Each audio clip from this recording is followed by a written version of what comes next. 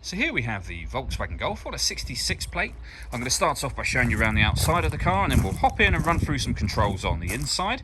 From the outside though, you can see it's a 5-door car with alloy wheels. Let's start off inside the boot and then work our way around the rest of the car from there. As we approach the back of the car, you can see we have reversing sensors, plenty of boot space as well, along with that 60/40 split folding rear seat should you wish to increase this space even further. Okay, so we're going to work our way back round to the front of the car, and then we'll hop in and run through some controls on the inside. But now that we've done a full circle of it, you can see it's in excellent condition the whole way round. Just briefly before we climb in, I think it's well worth seeing the interior from this exterior point of view. There's plenty to run through on the dashboard, so let's hop in and we'll do that right now. Okay, now that we're inside the car, we're going to start with the dials. On the left-hand side, we have the rev counter. We also have the coolant temperature gauge over there as well. And on the right-hand side, the speedometer and fuel gauge. In the middle, you can see the total miles of the car, which are 28,593. Above that, we have a digital readout for the speedometer.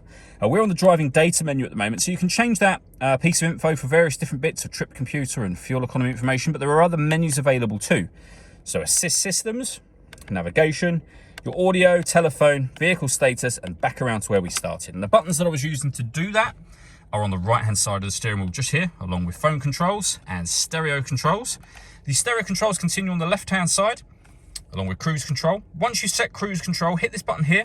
This car is able to maintain its own distance between itself and the car in front, both speeding up and slowing down automatically depending on the car in front's speed. Over in the center, we then have the main touchscreen for the car. As you can see, it's got satellite navigation, nice clear color display, very, very easy system to use.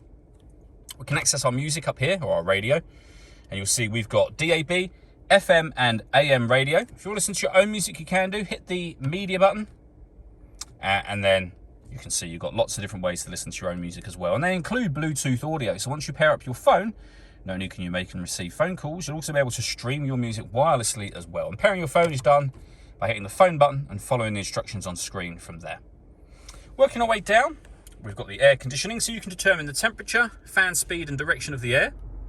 The air conditioning is on at the minute, so off, back on again. We've also got heated passenger seat with 3 different heat settings, and the same for the driver just here. This storage section will open up, and underneath there we have auxiliary and USB inputs, a 6-speed manual gearbox. We can turn the parking sensors off from here. We can turn off the stop and start. This car is designed to cut out when it's stationary in traffic to save you fuel. That system is now off. And this button here changes the driving mode of the car. So you're able to put the car into eco, normal, sport or individual. All that leaves me to say is thank you for taking the time to watch this video. If you'd like to come and see the car in person and have a test drive, please feel free to give us a call here at Surrey Specialist Cars. We'd love to hear from you soon.